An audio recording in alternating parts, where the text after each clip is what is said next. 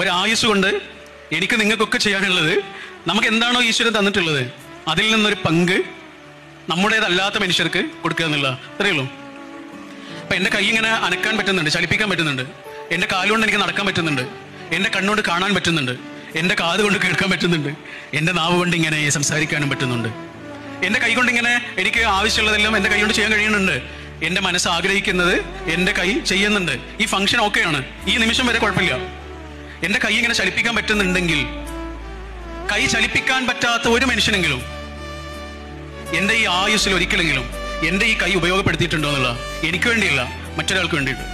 നടക്കാൻ കഴിയാതെ വീൽ ചെയറിൽ ഇരിക്കുന്ന ഒരു അച്ഛൻ, ഒരു അമ്മ, അല്ലെങ്കിൽ ഒരു ചങ്ങാതി, അവരുടെ വീൽ ചെയർ ഇങ്ങനെ ഉന്തിക്കൊടുക്കാൻ, തള്ളിക്കൊടുക്കാൻ ഒരു ദിവസമെങ്കിലും ഞാൻ മനസ്സ് വെച്ചിട്ടുണ്ടോ? എനിക്കിങ്ങനെ എണീച്ച് നടക്കാൻ പറ്റുന്നുണ്ട്. ഇതാ നമ്മളൊക്കെ ഇവിടെ എത്തി, ഈ ഓഡിറ്റോറിയത്തിലേക്ക് ആ സ്റ്റെപ്പ് കയറിയിട്ട് നമ്മളിവിടെ എത്തിയിരിക്കുക. ഇങ്ങനെ ഒന്ന് ഇറങ്ങിപ്പോകാൻ, സ്വന്തം റൂമിൽ നിന്ന് ഇറങ്ങി നടക്കാൻ കഴിയാത്ത ആയിരക്കണക്കിന് മനുഷ്യർ നമ്മുടെ ചുറ്റുമുണ്ട്. അതിലേതെങ്കിലും ഒരു മനുഷ്യന്റെ അടുത്ത് ഈ ആയുസ്സിൽ എപ്പോഴെങ്കിലും നമ്മളെ ഇങ്ങോട്ട് വന്ന് കാണാൻ കഴിയാത്തൊരു മനുഷ്യന്റെ അടുത്തേക്ക് നമ്മൾ അങ്ങോട്ട് ചെന്ന് കയറുന്നുണ്ടോ എന്നുള്ളതാണ്. അത് നമ്മുടെ സമയത്തിന്റെ ദാനമാണ്.